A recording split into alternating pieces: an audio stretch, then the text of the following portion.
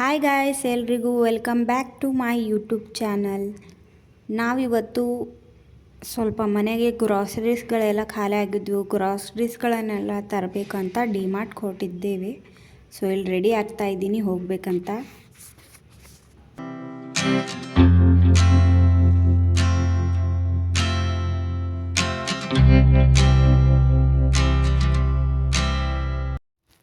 ಪ್ರತಿ ಸತಿ ಡಿಮಾರ್ಟ್ಗೆ ಹೋಗಬೇಕು ಅಂದ್ಕೊಂಡಾಗೆಲ್ಲ ಒಂದು ಲೀಸ್ಟ್ ತಯಾರು ಮಾಡ್ಕೋಬೇಕು ಅನ್ಕೋತಾ ಇರ್ತೀವಿ. ಮನೆಗೆ ಏನೇನು ಬೇಕು ಏನೇನು ಬೇಡ ಎಲ್ಲ ಏನೇನು ತೊಳೆದಿದೆ ಅಕ್ಕಿ ಬೇಳೆ ಇವೆಲ್ಲ ಲಿಸ್ಟ್ ತಯಾರು ಮಾಡ್ಕೊಂಡು ಹೋಗ್ಬೇಕು ಅನ್ಕೋತೀವಿ.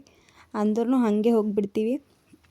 ಅಲ್ಲಿ ಹೋದ ತಕ್ಷಣ ಅಕ್ಕಿ ಬೇಳೆ ಇವೆಲ್ಲ ಕಡೆ ಹೋಗಲ್ಲ ಫಸ್ಟು.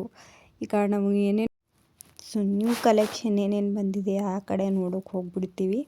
ಡ್ರೆಸ್ಸು ಆ ರೀತಿಯಾದಂಥ ಐಟಮ್ಸ್ಗಳನ್ನು.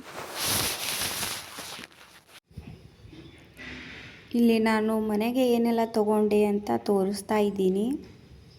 ಏನು ಸಾಮಾನ್ಯವಾಗಿ ಮನೆಗೆ ಏನು ಹತ್ತುತ್ತೆ ಅಂದರೆ ದಿನಸಿ ಎಲ್ಲ ತೊಗೊಂಡು ಬಂದ್ವಿ.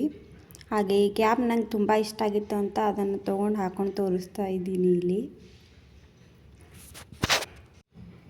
ನಾವು ಹೋಗೋವಾಗನೇ 3 ಗಂಟೆ ಆಗಿತ್ತು, ಬರೋವಾಗ ಸಂಜೆ ಹೊತ್ತಾಯಿತು, 6-6:30 ಈ ರೀತಿ ಟೈಮ್ ಆಯಿತು. ಹಾಗೆ ಬಂದ ತಕ್ಷಣ ತುಂಬ ಹಸಿವಾಗ್ತಾ ಇತ್ತ ಅಂತ ಬರ್ತಾನೆ ನನ್ನ ಫೇವ್ರೆಟ್ ಪಾಪಡ್ ತೊಗೊಂಡು ಬಂದಿದ್ವಿ. ಅದು ಬಂದ ತಕ್ಷಣ ಅದನ್ನು ತಿಂದ್ಬಿಟ್ಟು ಹಾಗೆ ಅಡುಗೆ ಮಾಡಲಿಕ್ಕೆ ಶುರು ಮಾಡಿಕೊಂಡೆ. ಸೊ ಅಡುಗೆಗೆ ನಾನು ಬದನೆಕಾಯಿ ಪಲ್ಯ ಮಾಡಬೇಕು ಅಂದ್ಕೊಂಡೆ. ಬದನೆಕಾಯಿ ಪಲ್ಯ ಹಾಗೂ ಚಪಾತಿ ಮಾಡ್ತಾಯಿದ್ದೀನಿ. ಹಿಟ್ಟನ್ನೆಲ್ಲ ಮೆದುವಾಗಿ ಮಿದ್ಕೊಂಡು ಇಟ್ಟಿದ್ದೆ. ಸೊ ಅದು ನೆನೆಯೋಷ್ಟರಲ್ಲಿ ನಾನು ಬದನೆಕಾಯಿ ಪಲ್ಯ ಮಾಡ್ಕೋಬೇಕು ಅಂತ ಮಾಡ್ಕೊಳ್ತಾ ಇದ್ದೀನಿ. ಇಲ್ಲಿ ಬದನೆಕಾಯಿನ ಫಸ್ಟು ನೀವು ಅದನ್ನು ಮುಳ್ಳು ಇರುತ್ತೆ ಮೇಲುಗಡೆ, ಅದನ್ನು ತಕ್ಕೋಬೇಕಾಗುತ್ತೆ. ಯಾಕಂದರೆ ಅದನ್ನು ಒಂದೊಂದು ಸಲ ನಮಗೆ ದೇಹದಲ್ಲಿ ಹೋಗಿಬಿಟ್ಟಿದ್ರೆ ತಿನ್ನುವಾಗ ಪ್ರಾಬ್ಲಮ್ಸ್ ಆಗ್ಬೋದು ಅಂತ ಅದನ್ನು ಫಸ್ಟು ಮುಳ್ಳನ್ನೆಲ್ಲ ತಕ್ಕೊಂಡ್ಬಿಡಬೇಕು. ಸೊ ಮುಳ್ಳನ್ನೆಲ್ಲ ತಕ್ಕೊಂಡು ಅದನ್ನು ಕಟ್ ಮಾಡಿಕೊಂಡು ಉಪ್ಪಿನ ನೀರಿನಲ್ಲಿ ನೆನೆಸಿಟ್ಟಿದ್ದೀನಿ. ಸೊ ನೆನೆಸಿಟ್ಬಿಟ್ಟು ಈ ಕಡೆ ಟೊಮೊಟೊ ಈರುಳ್ಳಿನೆಲ್ಲ ಸಣ್ಣದಾಗಿ ಹೆಚ್ಚಿಬಿಟ್ಟು ಒಂದು ಬಾಣಲಿಗೆ ಎಣ್ಣೆ ಕಾದಾದ್ಮೇಲೆ ಸಾಸಿವೆ ಜೀರಿಗೆ ಇವನ್ನೆಲ್ಲ ಹಾಕಿಬಿಟ್ಟು ಟೊಮೊಟೊ ಈರುಳ್ಳಿನೆಲ್ಲ ಅದರಲ್ಲಿ ಆ್ಯಡ್ ಮಾಡಿಕೊಂಡು ಸ್ವಲ್ಪ ಹೊತ್ತು ಅದನ್ನು ಬೇಯಲಿಕ್ಕೆ ಬಿಡಬೇಕು. ಇದಾದಮೇಲೆ ಇದಕ್ಕೆ ನಾನು ಏನೆಲ್ಲ ಮಸಾಲೆ ಹಾಕ್ಕೊಂಡಿದ್ದೀನಿ ಅಂದರೆ ಕೆಂಪು ಖಾರದ ಪುಡಿ, ಧನಿಯಾ ಪುಡಿ ಹಾಗೂ ಗರಂ ಮಸಾಲ, ಅರಿಶಿನ ಇವನ್ನೆಲ್ಲ ಆ್ಯಡ್ ಮಾಡ್ಕೊತಾ ಇದ್ದೀನಿ. ಆ್ಯಡ್ ಮಾಡ್ಕೊಂಡು ಚೆನ್ನಾಗಿ ಅದನ್ನು ಮಿಕ್ಸ್ ಮಾಡ್ಕೋಬೇಕು.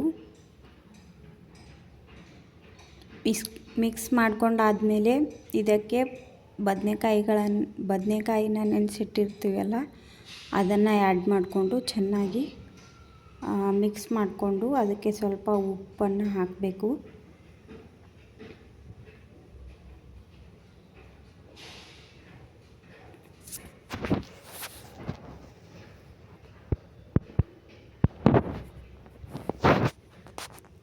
ಇದಕ್ಕೆ ಈಗ ಸ್ವಲ್ಪ ಹುಂಚಿನ ರಸ ಹಾಗೂ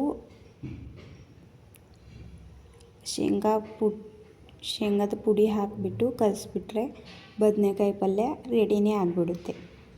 ಸೊ ಇದರ ಕಾಂಬಿನೇಷನಲ್ಲಿ ನಾನು ಚಪಾತಿ ಮಾಡ್ಕೊಳ್ತಾ ಇದ್ದೀನಿ.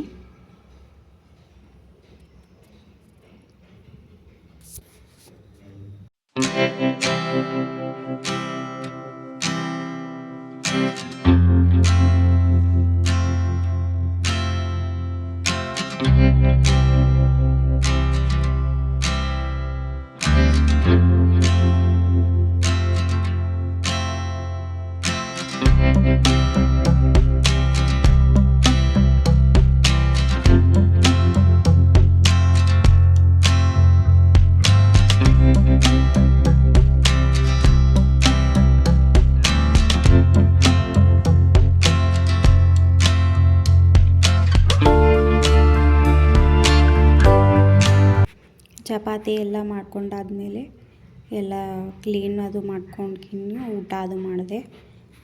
ತುಂಬ ಟೇಸ್ಟಿಯಾಗಿ ಆಗಿತ್ತು ಬದನೆಕಾಯಿ. ನೀವು ಒಂದು ಸತಿ ಟ್ರೈ ಮಾಡಿ ನೋಡಿ. ಈ ವಿಡಿಯೋ ಇಷ್ಟ ಆದಲ್ಲಿ ಲೈಕ್ ಆ್ಯಂಡ್ ಸಬ್ಸ್ಕ್ರೈಬ್ ಮಾಡ್ಕೊಳ್ಳಿ.